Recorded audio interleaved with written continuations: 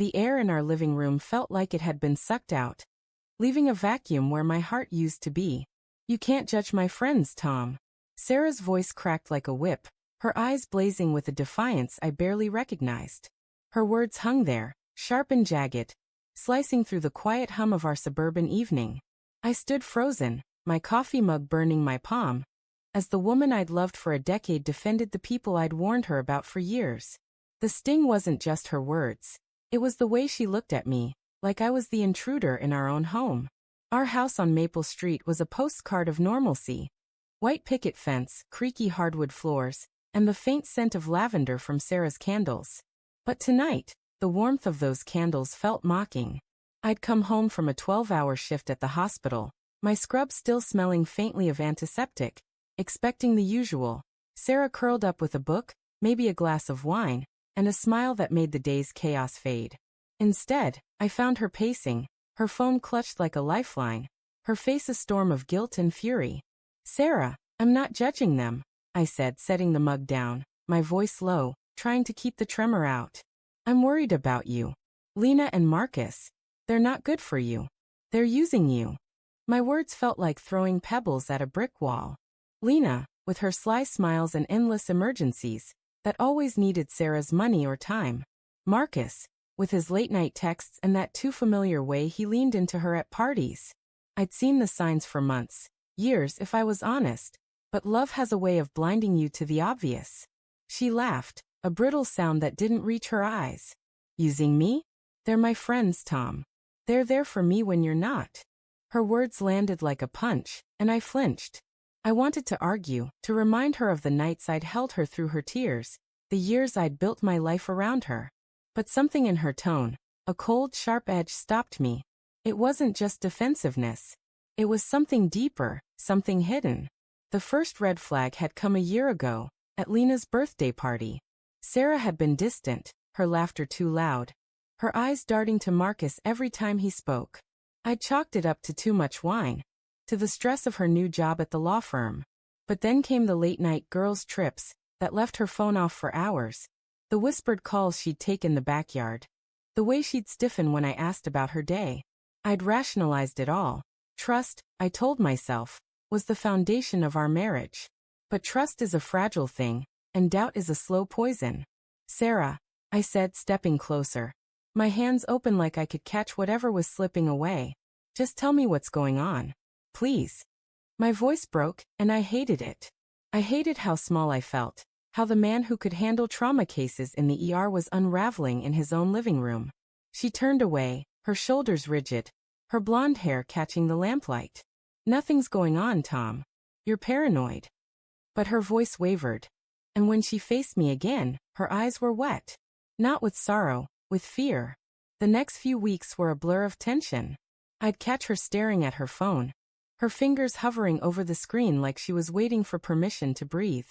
I started checking the bank statements, something I'd never done before, and found withdrawals I couldn't explain.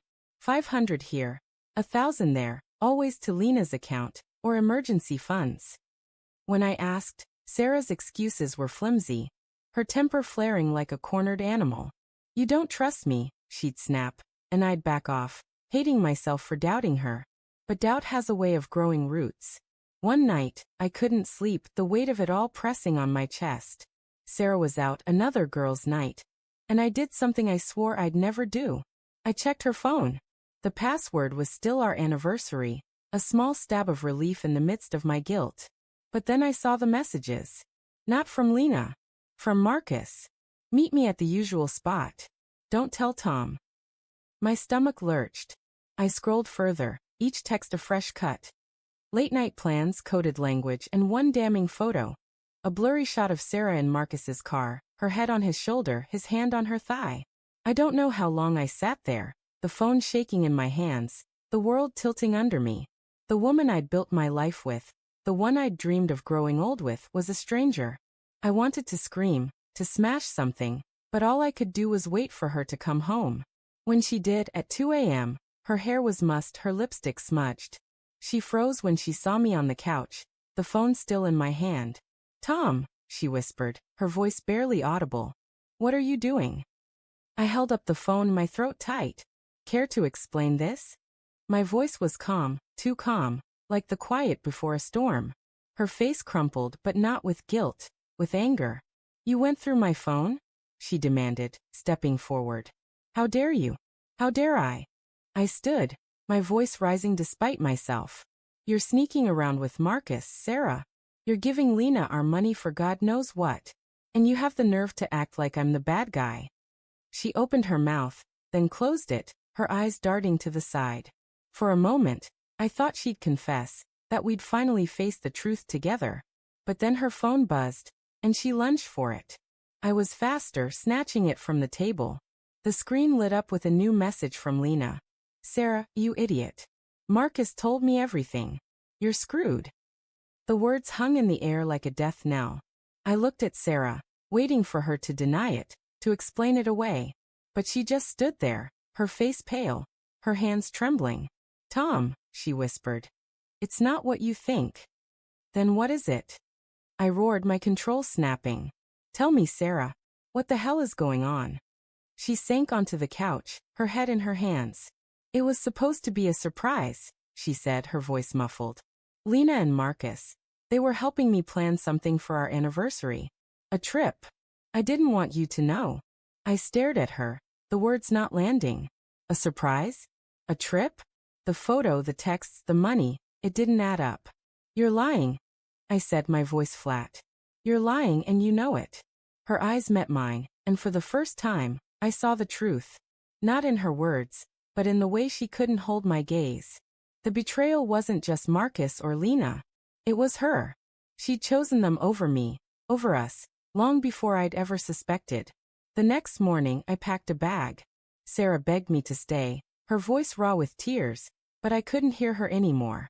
The woman I loved was gone, replaced by someone who'd let her friends drag her into a web of lies. As I walked out, the door clicking shut behind me, I heard her sob. No one can judge me, Tom. Not you, not them. But they already had. Lena's text was proof. Her own friends had exposed her, their loyalty as flimsy as her excuses.